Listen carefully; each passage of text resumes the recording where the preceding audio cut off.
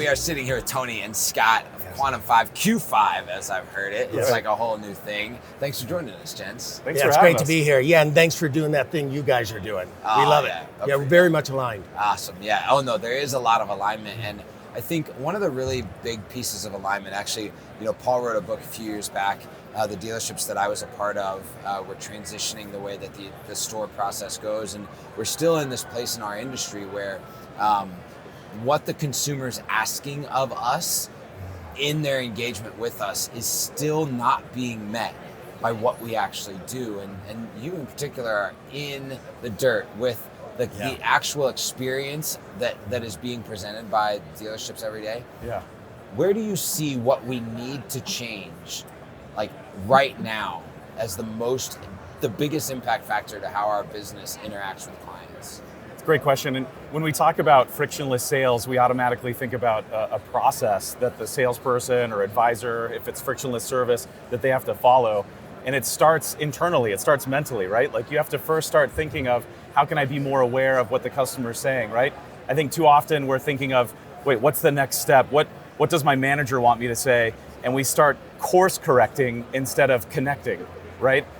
So I think we've gotten better at asking. That's a t-shirt. I'm already putting it together in my mind, choosing the font and everything. We start asking, I think we've gotten better at asking good open-ended questions. Hey, what are we trying to accomplish? What are your goals and things like that?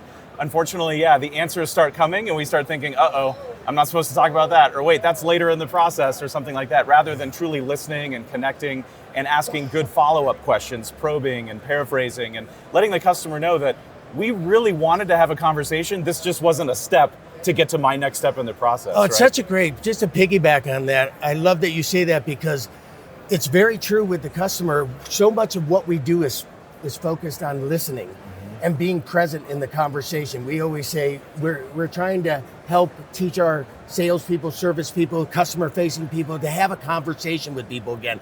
Because when you're thinking about your process and what you're supposed to say next, you're not listening. You're not present anymore. You're not present in the discussion, and they know it. So it ties into exactly what you're talking about. It just sounds like an incredibly human approach, Right. In any type of communication, relationship, trust building, right? Yeah. It's like, it's like kind of the basics. Like imagine me and my wife having a conversation and my whole goal is to just get her to go to the restaurant that I want to without actually telling her that. You sound like you have experience here. No. I will not claim that. But that would break the relationship every single time. And that's what you're explaining is like, okay, instead of just like building only a process that's frictionless, build a relationship that's frictionless. Yeah, and that's a totally different move. Exactly, yeah. You don't need a process, you need a person who's equipped with those skills that can be the frictionless solution, right? Like I think, like I said in the beginning, the awareness is That's the a key. one-liner for like racking them up. I don't know. I'm just trying to keep up with you guys here. You're doing great. You guys are, but yeah, like if our first question is like when someone calls into the dealership, you got a stock number for me or something like that, right? We're putting the customer to work as opposed to telling the customer something like, you know what, let me grab something to take notes so I can better assist you with that, right? So now instead of trying to find the stock number in this like vehicle listing, they're picturing me at the dealership at my desk, for them. taking notes. Oh, that's brilliant. Yeah, exactly, like right from the start. And that just facilitates a lot better, conversation going forward. Well, any system, like franchise system, what they always say is like, how can I create a role and a process by which I can have the least qualified person possible fill the position? Yeah. Now, historically in the industry solved that with word tracks, right? Okay, well, just spit out what I'm going to say to you, and then here's the journey, the steps to the sale. Like go 1, 2, 3, 4, and this seems just like a much more dynamic and I don't know. I'll use the word frictionless, even though we don't use it in that,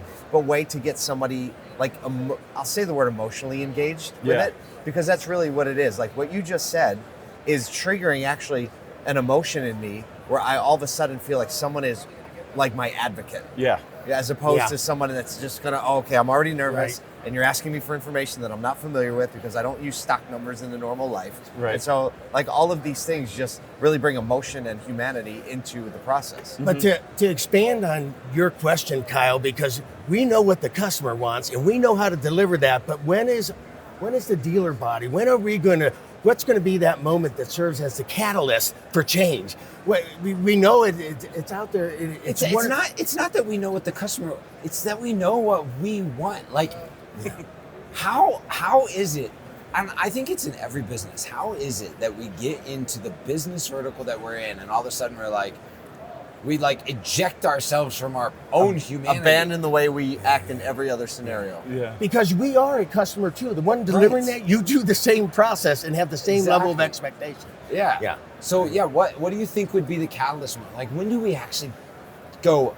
Well, I'll fine, tell you. we're done with it. Like, we're gonna do this as an industry wholesale. I think we're witnessing it happen today. And what I've always said in the past is, having been in the retail sector for 35 years, running dealerships, I can tell you that there were often times that I knew I wasn't making it as easy as I should. I knew I probably wasn't doing it right. And so the big question, so why did you continue to do that, Tony? A, I didn't know another way.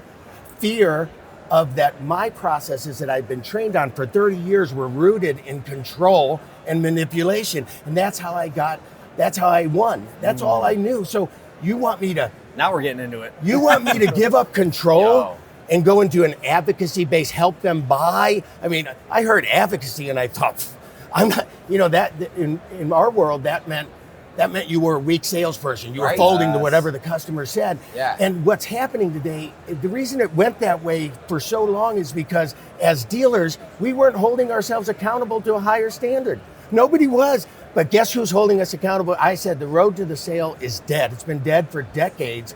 And the customer is the new architect.